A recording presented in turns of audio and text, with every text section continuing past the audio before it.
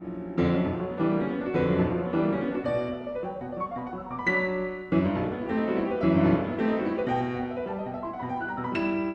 morning, YouTube. Get ready for some stupid shit.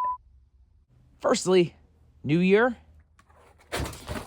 new strain of the flu, and a new cutting mat.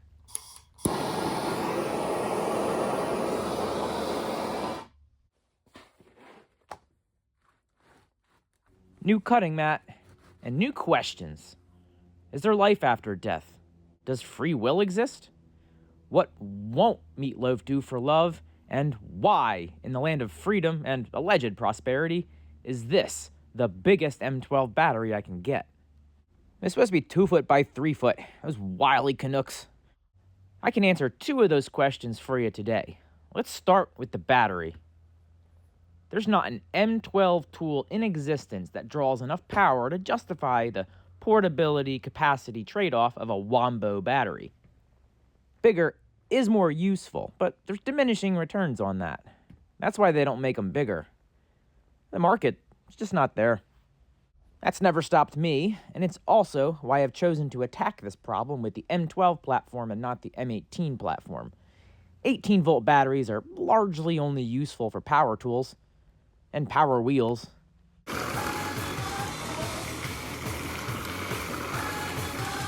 12-volt batteries are a little more ubiquitous. Automotive, power sports, marine, nipple clamps, trail cameras, solar setups. It's like Frank's Red Hot. You can put 12 volts on anything. I got peer pressured into buying a battery spot welder.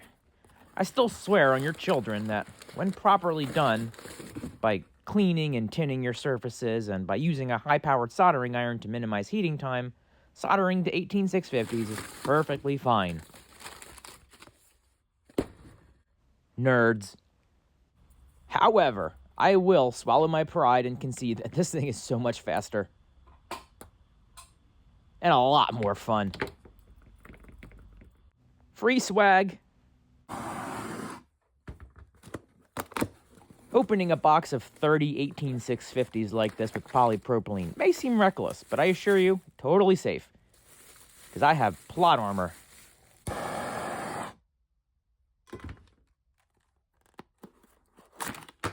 It's so cold inside my workshop, testicles are back inside me. I have heat, but I can't use it, cause it's loud and you won't hear me.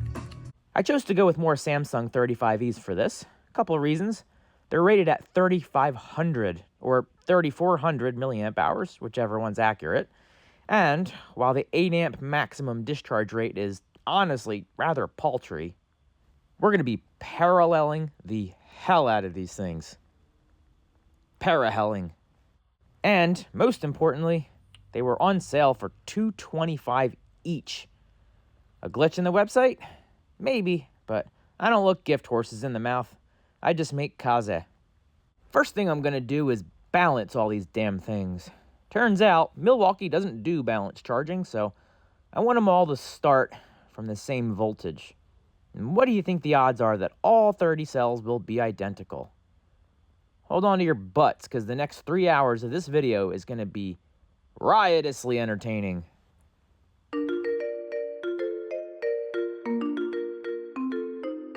Shockingly, only one outlier.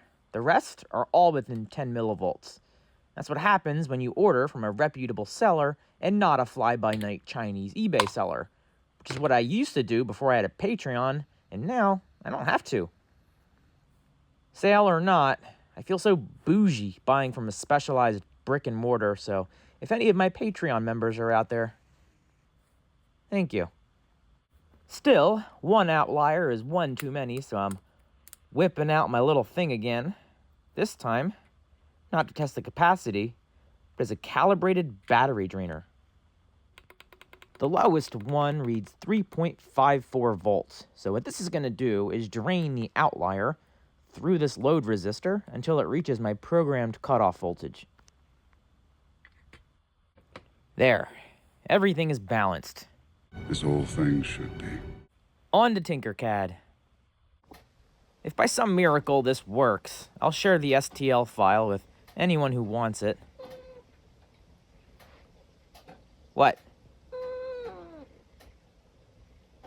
I borrowed my neighbor's printer, and I didn't think to specify the color first. He's a girl dad, so just like my Uncle Steven, with a PH, his print turned out super gay. But just like my Uncle Steven, with a PH, this is awesome, and I love it. It locks right in.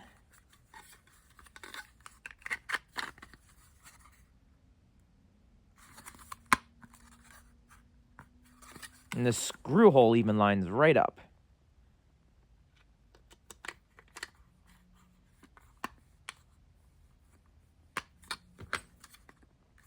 And check this out.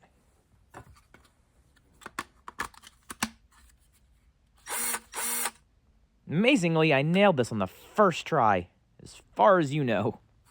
You can buy this red upper housing with the circuit board included for like $11 on Amazon. Or for $9, you can buy these awful knockoff batteries. Since you're not using the crappy cells anyway, just the rest of it. Me, I have a bunch of these old 1.5 amp hour Milwaukee batteries that just about given up the ghost, so I'm going to give them one more chance at usefulness. And if I repaint this in black later, it's not out of disrespect to the Pride colors, but I do want it to look somewhat like a production Milwaukee battery, and as of 2026, the marketing department over at Milwaukee does not have the balls. This is my template. Gonna do a layer with 2 parallel packs of 3 cells each. Then I'm gonna do it again 4 times. And I'm gonna have to connect all 8 A to B junctions and all 8 B to C junctions together to please the charger's battery management circuit. I should make a crappy welding jig for this. Fortunately, I have just the crappy tool for the job.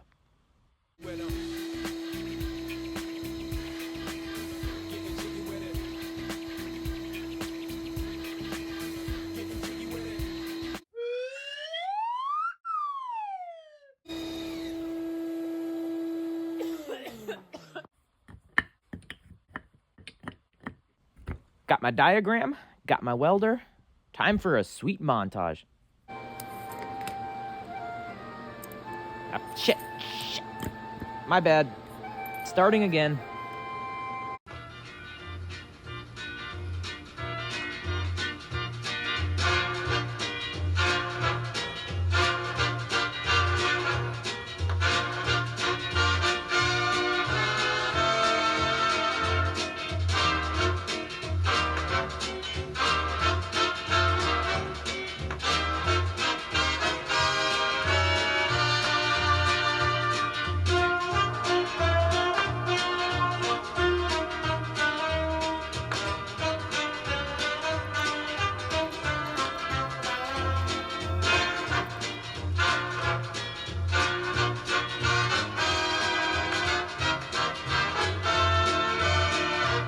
Now, to add my battery management wires to every BC junction and AB junction.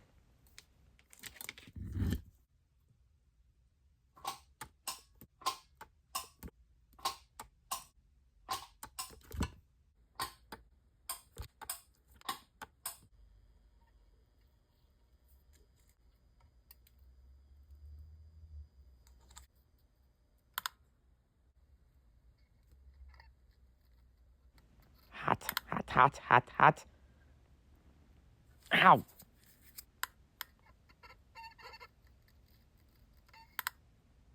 Hold. Hold. Hold. No. First blood.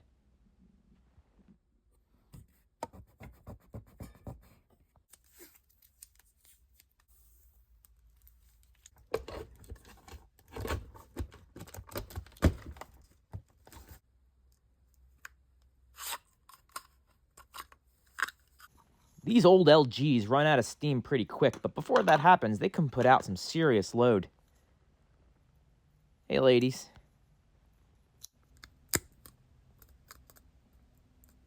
Ah! It's in my eye. Huh. They put the thermistor inside the cell pack on the old ones. That seems smarter, actually. Oh well. Yoink!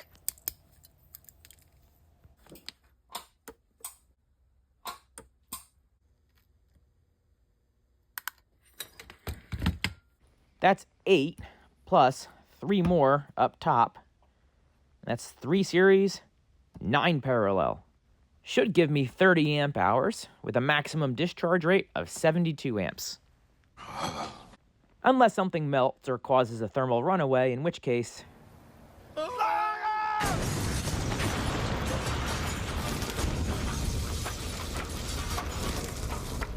I've got some headspace between the PCB and the top 3 cells, and rather than butt the cells up against it, I'm going to let them sit down here and just bridge the gap with wires.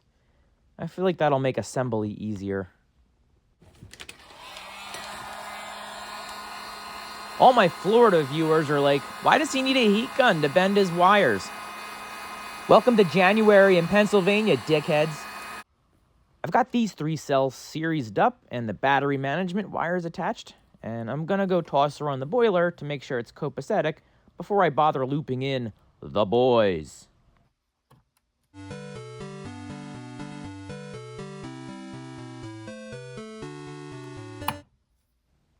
Humbug. I've got full battery voltage. A to B, B to C, polarity discrepancy acknowledged. Huh. Oh wait, that damn thermistor. I was dicking around with it a lot. Maybe I broke the leads?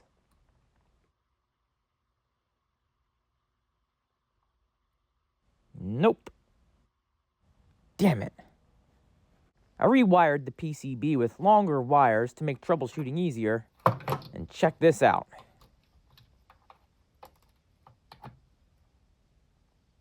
Still doesn't like it. This one, happy as a clam. Sometimes the problem's not your fault. Usually, but not always. Sit rep. My locking tab broke off. It was a good design and it worked great until I started pulling on it in and out and in and out and in and out 17 times in a freezing workshop. A little cyanoacrylate fixed that. Permanently, I'm sure. I'm also completely unable to close this thing up. My options are 1, print a base plate with raised sides to add some space in the basement. Or 2, I could try and reroute these wires with even a modicum of foresight. Or C, just use nickel strip instead of wire. I Googled the current capacity of 0.1 millimeter nickel strip and decided to choose the same solution I choose for home defense. 12 gauge and lots of it.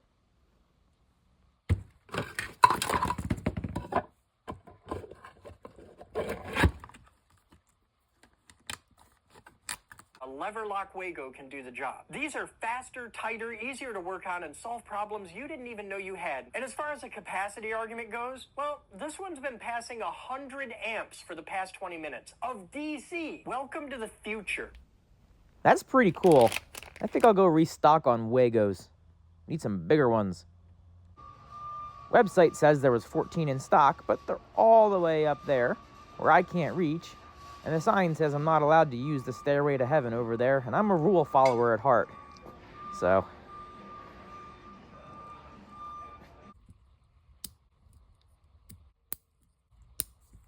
I did also design that raised base plate, but my neighbor and his printer decided to go on vacation for a couple days halfway through the print.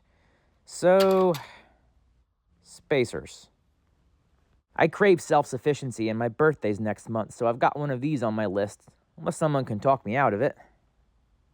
I mixed up the orange and blue wires, and when I connected them, things got pretty spicy pretty fast. But men don't quit when we probably should. That's why we don't live as long.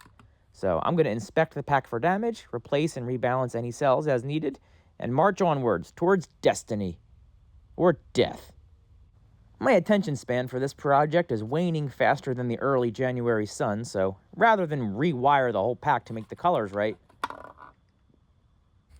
I don't use Wagos often, so I don't know if this is proper Wago etiquette or not. It feels right, though. Keeps those levers nice and tight under vibration. I can't picture a downside anyway. Moment of truth. Holy crap, it's charging. I was not prepared for success. This has too much potential energy to charge indoors unsupervised. Nothing personal, big guy. You kind of scare me a little bit.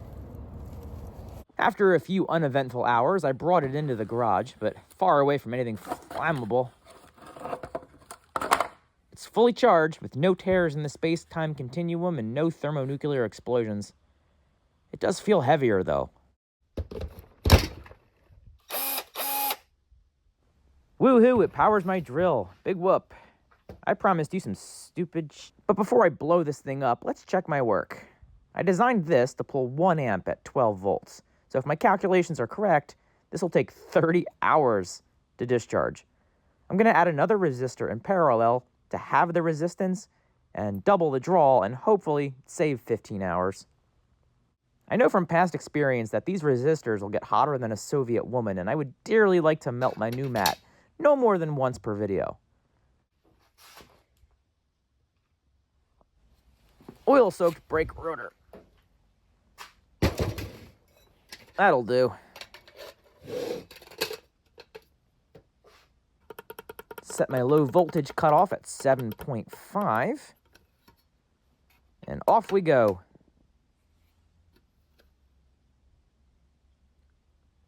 Ohm's law is so cool. Some basic math, and you can predict what pissed off electrons are going to do. 2 amps exactly. Really tickles the OCD. Yo. 24 hours later. 31.5 amp hours.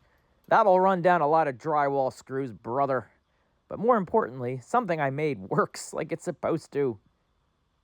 Back on the charger overnight, naked this time, because I've got some important modifications to make to the housing while I wait.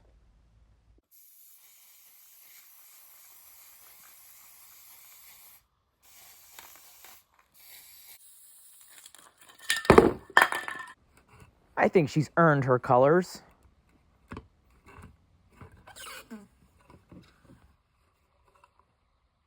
I'd like to see if I could jumpstart a car. I only have one car that doesn't have sensitive computer modules to fry or any transistors, period. It also happens to be an ice-cold big block. This battery is brand new, and I love you guys, but not enough to ruin a new battery. I still have the old one. Works just fine, I just don't trust it. Just going to drain it down until it won't crank the 413 anymore, and then see if the Wisconsin battery can make up the difference. I could use my load tester to drain the battery, but I got a better idea. Sit back, relax, stare into the Astrodome, and chill.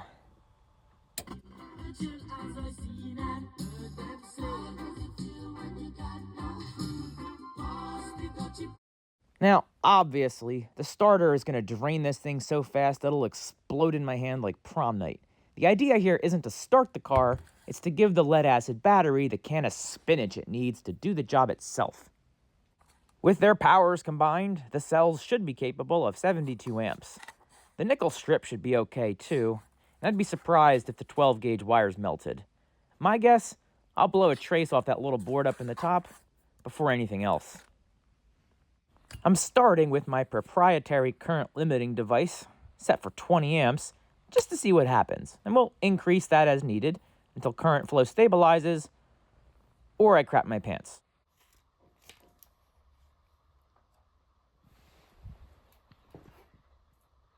It's charging, very slowly. Gonna give that 30 seconds.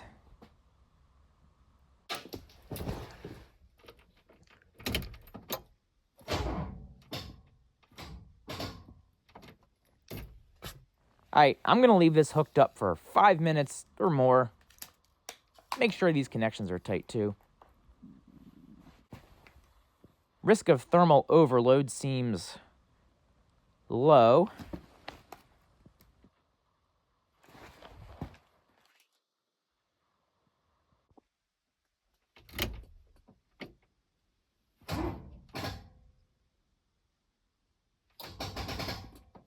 Turns out all the current was flowing, and then suddenly, none of it. Trying again with a 30 amp fuse.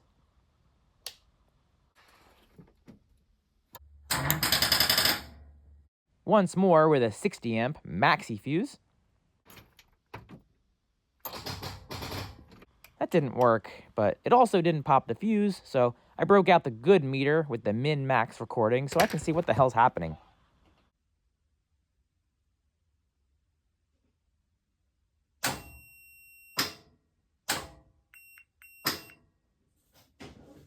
I think I know what the problem is, and I'm going to use the voltage waterfall analogy.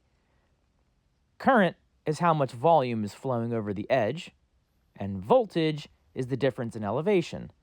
The combination of the two determines how much power it has to knock you on your ass. Even though the battery is thoroughly shot, its unloaded voltage is actually about the same as the 12.4 volts the charged M12 battery has, and it doesn't drop until you put it under load. So its voltage rebounded after being run down, and my waterfall is basically a big, voluminous, stagnant creek. A giant M18 battery might do the trick, but then you run into voltage compatibility issues with the car. This experiment might be a failure. But I got one more trick up my sleeve.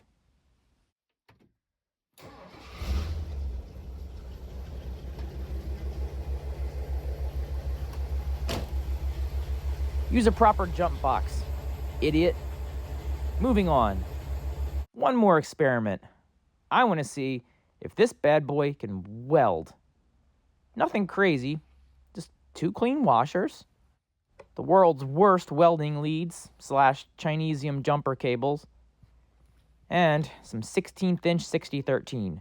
This stuff welds fine at 60 amps, which we know this battery is capable of putting out, without exploding anyway.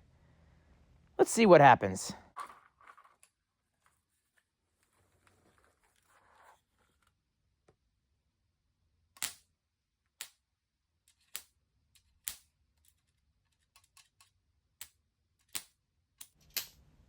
Can't seem to strike an arc. I think we're losing too much voltage in the circuit between the cells and my electrode here. As hard as that is for some of you to believe,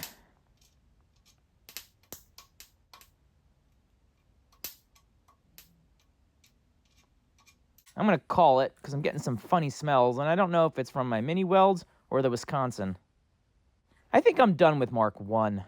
I want to print a bigger, blacker case, add a voltage monitor, onboard USB charging ports, and probably some form of overtemp and overcurrent protection in case my plot armor runs out. I might also sacrifice some capacity by utilizing higher discharge cells like maybe the Moly cell P26A.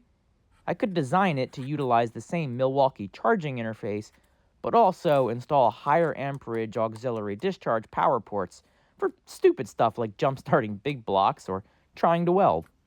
That way, I don't have to worry about melting wires or frying PCBs. Let me know in the comments if that's something you think you'd like to watch. In the meantime, I guess I'll just use this with my M12 soldering iron next time I need to solder for 12 hours straight. Thanks for watching.